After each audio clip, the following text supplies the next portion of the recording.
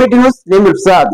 2029లో 2/3 మెజారిటీతోని మేము కాంగ్రెస్ ప్రభుత్వం ఏర్పాటు చేస్తాం. యనమల రేవంత్ రెడ్డి గారు కొడంగల్ గడ్డ మీద ఈ వ్యాఖ్యలు చేశారు. బీఆర్ఎస్ నాయకులు తస్మాత్ జాగ్రత్త ఉండండి. చంద్రశేఖర్ రావు గారు, కేటీఆర్ రావు గారు, హరీష్ రావు గారు, సంతోష్ రావు గారు, ఎర్రవెల్లి దయాకర్ రావు గారు, కూకట్పల్లి కృష్ణారావు గారు, వినోద్ రావు గారు, బీఆర్ఎస్ మళ్ళీ ప్రభుత్వంలోకి వస్తుందంటే అది కళ్ళగానే మిగిలిపోవాలి. తస్మాత్ జాగ్రత్త.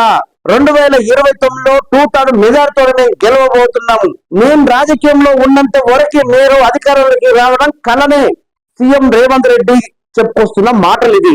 ఎందుకు ఇలాంటి వ్యాఖ్యలు చేయాల్సి వచ్చింది? యనమల రేవంత్ రెడ్డి గారు ఎందుకు ఇంత ఘాటుగా వాళ్ళకు విమర్శలు చేయవలసి వచ్చింది? కల్వకుంట్ల కుటుంబం మీద ఒక మీడియా సమావేశంలో 2 గంటల పాటు చర్చించి ఆ 2 గంటల సమయంలో నా పేరు ఎక్కడా ప్రస్తావించడానికి ధైర్యం జరపని మీరు దాదాపు తెలంగాణ ఏర్పాటు చేసిన తర్వాత 2 టర్ముల సీఎం రాష్ట్ర ముఖ్యమంత్రిగా కొనసాగి ఎంతో అనుభవం గల వ్యక్తిగా ఉన్న మీరు ఒక సలహాలు సూచనలు ఇవ్వవలసిన నాయకుడు పొజిషన్ లో ఉన్నప్పటికీ కూడా 2 సంవత్సరాలు నేను పెద్ద మనిషిగా మీకు సమయం ఇచ్చిన అయినా కూడా మీరు అవాకులు చెవాకులు పార్టీ మీద, పార్టీ నాయకుల మీద, పార్టీ సంక్షేమాల మీద, పార్టీ అభివృద్ధి కార్డు మీద మీరు చేస్తున్న వ్యాఖ్యలకి మాకు ఓపిక నశించిపోయింది.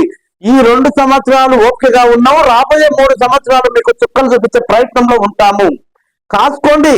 బీఆర్ఎస్ నాయకులు ఎక్కడికక్కడ నాయకులు జాగ్రత్త ఉంటారా అని పదే చెప్తున్నాను.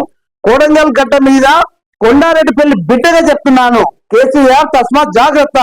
రాబోయే రోజుల్లో మీరు మూసలు లెక్క పెట్టవలసిందే. ఎందుకు యనమల రేవంత్ రెడ్డి గారు ఇంత ఘాటుగా స్పందించారు?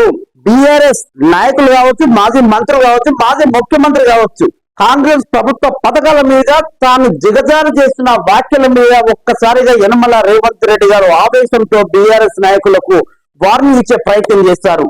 భవిష్యత్తులో ఈ కాంట్రవర్సీ వ్యాఖ్యలు ఎక్కడికి దారి తీస్తావో చూడాలి. చూస్తూనే ఉన్నాను మీటింగ్ న్యూస్. నేను కలుపుకుంటుండండి.